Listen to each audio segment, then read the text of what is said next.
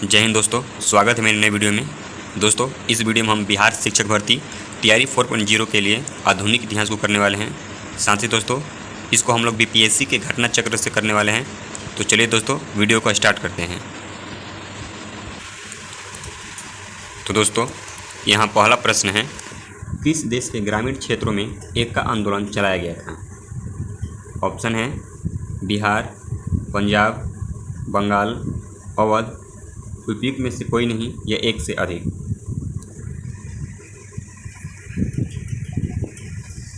तो दोस्तों, इसका राइट आंसर हो जाएगा ऑप्शन नंबर डी, अवध।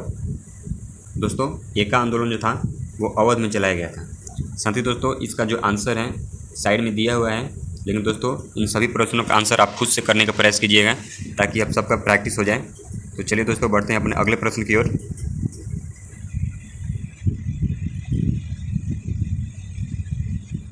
अगला प्रश्न है दोस्तों, खां अब्दुल गफ्फार खान द्वारा स्थापित खुदाई खिदमतगार को किस नाम से भी जाना जाता था?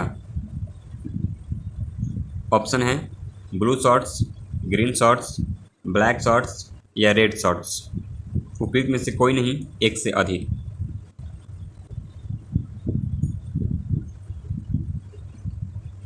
तो दोस्तों, इसका राइट आंसर हो जाएगा option number D, red shorts. दोस्तों, खान अब्दुल गफ्फार खान, आप इनको जानते ही होंगे दोस्तों। खान अब्दुल गफ्फार खान को सीमांत गांधी के नाम से भी जाना जाता है। इनके द्वारा स्थापित खुदाई खिदमतगार को रेड शॉर्ट्स के नाम से जाना जाता था, जिसको हिंदी में दोस्तों लाल कुर्ती कहते हैं। साथ ही दोस्तों, इसके एक्सप्लेनेशन को देख लेते हैं।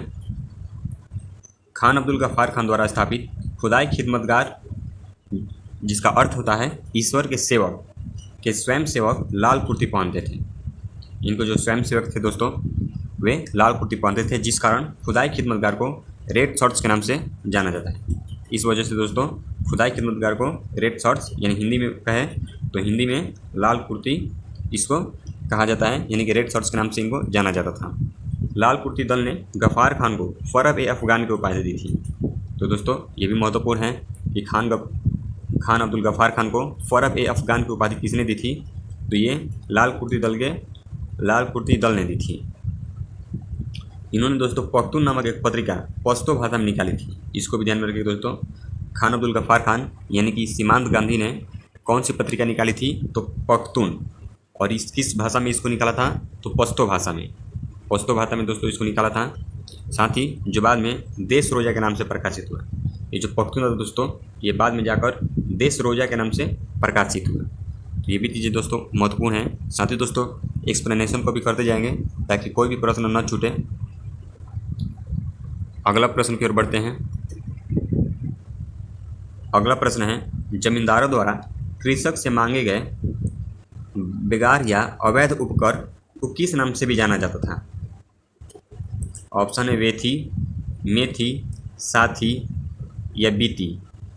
उपयुक्त में से एक से अधिक कोई नहीं। तो दोस्तों, इसका राइट आंसर हो जाएगा ऑप्शन नंबर ए, वेथी।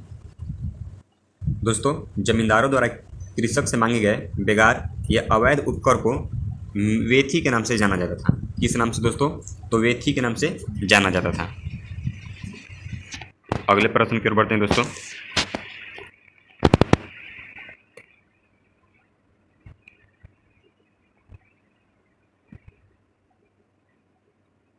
अगला प्रश्न है,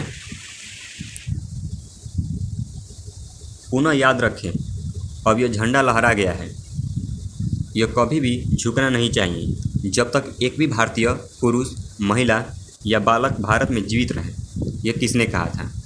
दोस्तों, ये जो कथन दिया हुआ है कि पुनः याद रखें, अब यह झंडा लहरा गया है, यह कभी भी झुकना नहीं चाहिए जब तक एक भी भारतीय पुरुष, महिला या बालक भारत में जीवित रहे। तो दोस्तों, इस कथन को किसने कहा है?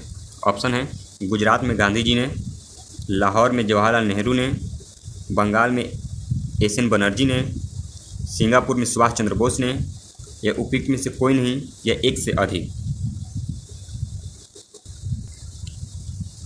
तो दोस्तों, इसका राइट आंसर हो जाएगा ऑप्शन नंबर बी, लाहौर में जवाहरलाल नेहरू ने। दोस्तों, इस कथन को जवाहरलाल नेहरू ने कहा था, वो भी कहाँ कहा था, तो लाहौर में।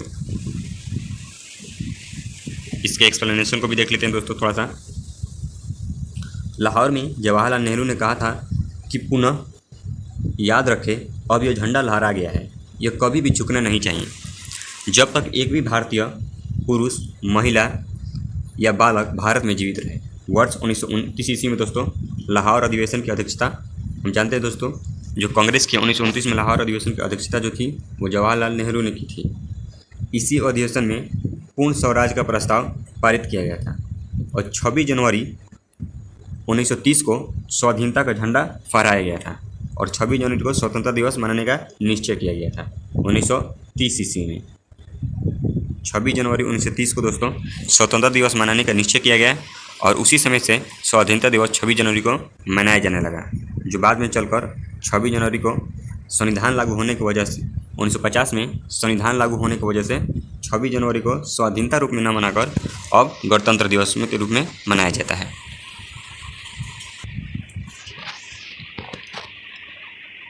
अगला प्रश्न है, मैं जहाँ भी हूँ जगदीशपुर वहीं है, यह किसने कहा था?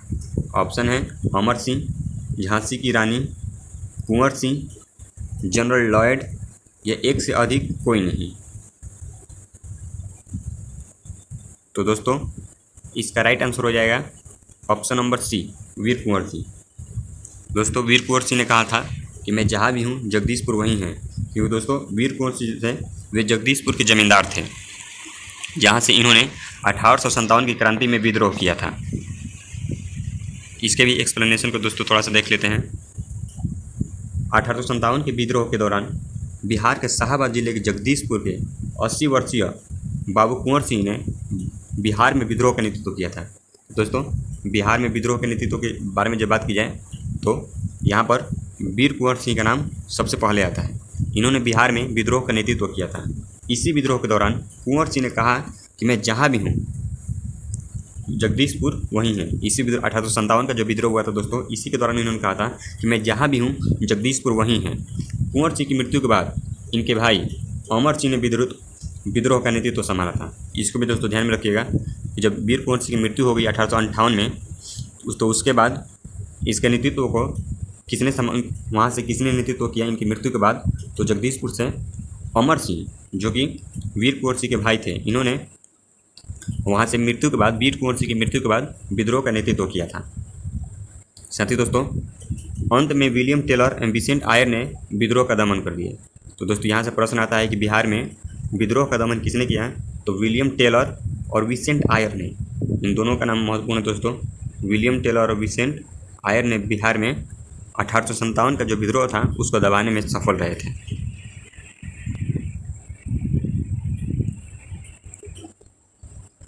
अगला प्रश्न है,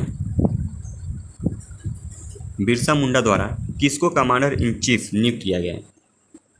ऑप्शन है देमका मुंडा, गाया मुंडा, सुंदर मुंडा। अगला ऑप्शन है उपयुक्त में से एक से अधिक या कोई नहीं।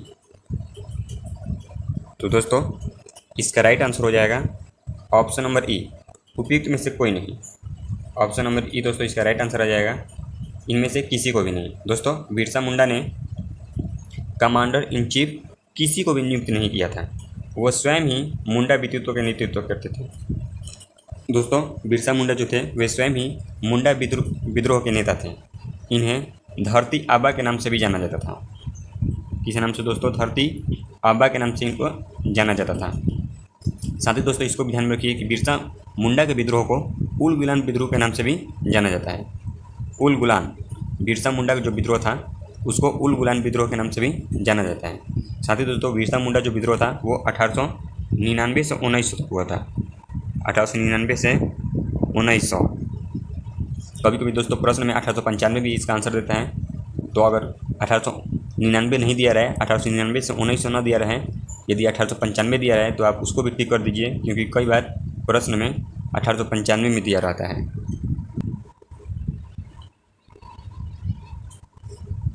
अगला प्रश्न है, बॉयकॉट और स्वदेशी आंदोलन के समर्थन में किस स्थान में गोल्ड लीग नामक संस्था की स्थापना हुई थी? ऑप्शन है पटना में, मुजफ्फरपुर में, रांची में, देवघर में, एक से अधिक कोई नहीं।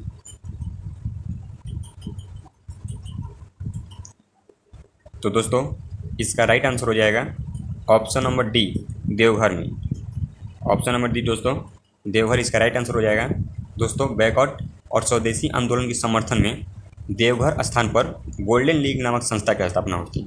साथ ही दोस्तों इसके एक्सप्लेनेशन को देख लेते हैं। इसके एक्सप्लेनेशन में दोस्तों दिया हुआ है कि स्वदेशी आंदोलन भारत के वायसराय लॉर्ड कर्जन के द्वारा वर्ष 1905 में बंगाल विभाजन के निर्णय के प्रतिक्रिया स्वरूप प्रारंभ हुआ था। दोस्तों हम सभी जानते हैं कि लॉर्ड कर्जन ने बंगाल विभाजन 1905 में किया था, जिसके फलस्वरूप वहाँ के जो क्रांतिकारी थे, जो भी भारत के क्रांतिकारी थे, जो बंगाल के क्रांतिकारी थे, वे सभी इसका विरोध करने लगे, जिस वजह से दोस्तों स्वदेशी आंदोलन प्रारंभ हुआ और बैकआउट आंदोलन जो था प्रारंभ हुआ, जिसमें अंग्रेजों के सामानों को, अंग्रेजों के जो भी सामान थे, जो भी अंग्रेजी जो भी विद्यालय थे, उसका सभी भारतीय विरोध करने लगे और सभी अंग्रेजी संस्थानों को बैकआउट करने लगे। साथ ही दोस्तों आगे देखते हैं कि 7 अगस्त 1905 को कलकत्ता के टाउन हॉल में स्वदेशी आंदोलन की घोषणा की गई थी। क्रांतिकारियों ने दोस्तों कलकत्ता के टाउन हॉल में स्वदेशी आंदोलन की घोषणा की।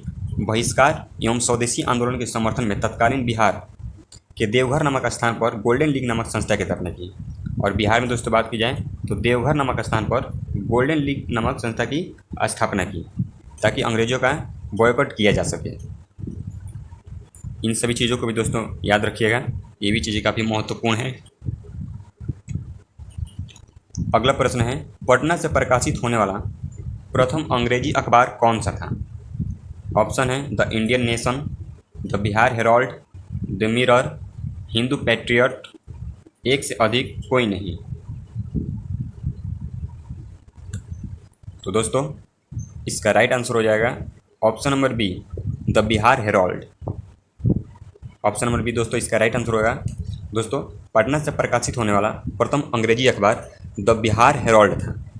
इसको भी ध्यान में रखिएगा दोस्तों। इसके लिए एक्सप्लेनेशन को देख लेते हैं। गुरु प्रसाद सेन द्वारा बिहार के पहले अंग्रेजी अखबार, किसके द्वारा दोस्तों? गुरु प्रसाद सेन के द्वारा बिहार के पहले अंग्रेजी समाचार पत्र द बिहार हेराल्ड का प्रकाशन, इसका प्रकाशन 1874 से 75 ईस्वी में शुरू किया गया। बिहार का पहला समाचार पत्र ब्रिटिश सरकार के प्रयास से प्रशासनिक उद्देश्यों के लिए प्रकाशित किया गया था। उस समय पटना के कमिश्नर विलियम टेलर ने सितंबर 1856 में एक उर्दू अखबार अखबार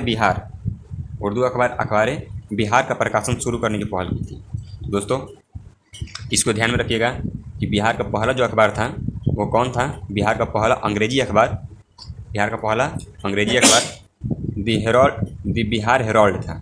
कौन सा दोस्तों? The Bihar Herald. ये नाम काफ़ी महत्वपूर्ण है, इसको ध्यान में रखिएगा दोस्तों। बिहार का प्रथम अंग्रेजी अखबार था।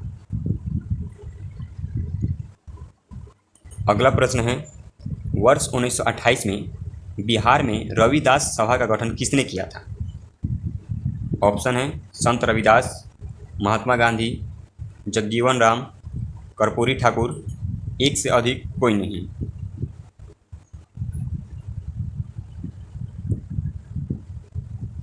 तो दोस्तों इसका राइट आंसर हो जाएगा option number C, Jagjivan Ram ने। दोस्तों जगजीवन राम ने 1928 ईस्वी में बिहार में रविदास सभा का गठन किया था। किस सभा का दोस्तों? रविदास सभा का, 1928 ईस्वी में।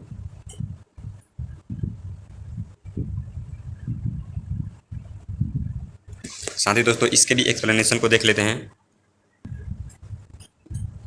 वर्ष 1928 ईस्वी में बिहार में रविदास सभा का गठन जगजीवन राम ने किया था। जगजीवन राम ने अखिल भारतीय दलित वर्ग संघ की स्थापना में महत्वपूर्ण भूमिका निभाई थी। किसमें दोस्तों? तो अखिल भारतीय दलित वर्ग संघ में की स्थापना में इन्होंने महत्वपूर्ण भूमिका निभाई, जो वर्ष 1935 ईस्वी में अस्पृश्यों के लिए समानता प्राप्त करने के लिए समर्पित संगठन था। जगजीवन राम वर्ष 1937 में बिहार विधानसभा के लिए चुने गए, जिसके बाद उन्होंने ग्रामीण श्रम आंदोलन का आयोजन किया था।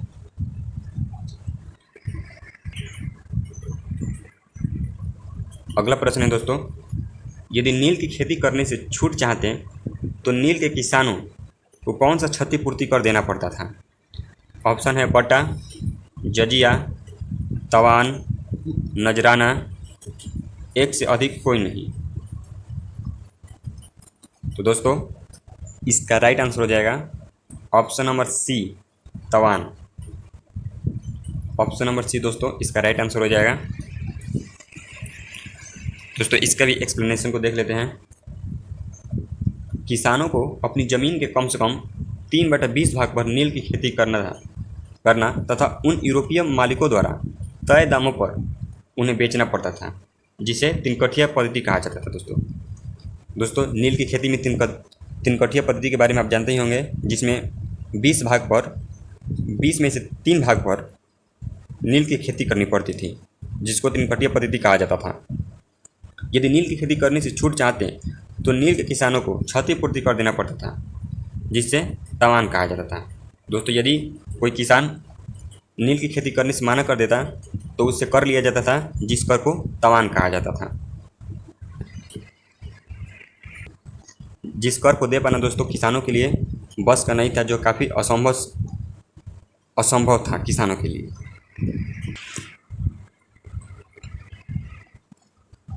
अगला प्रश्न है, प्रार्थना समाज के संस्थापक कौन थे?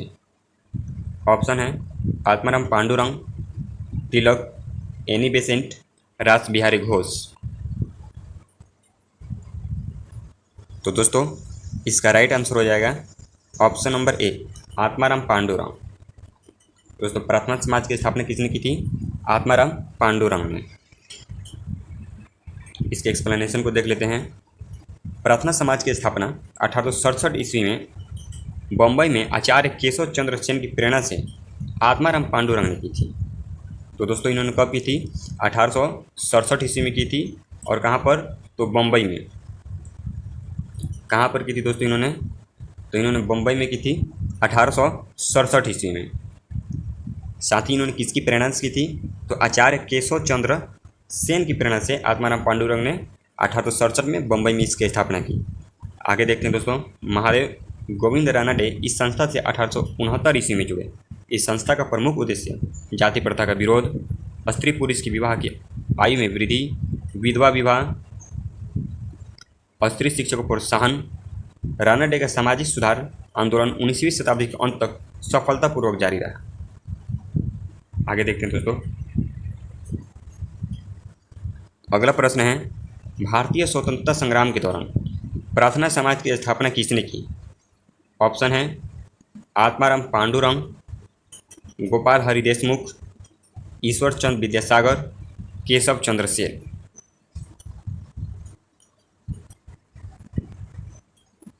तो दोस्तों इसका राइट आंसर हो जाएगा option number A, Atmaram Pandurang, जिसको दोस्तों हमने अभी ऊपर में किया है।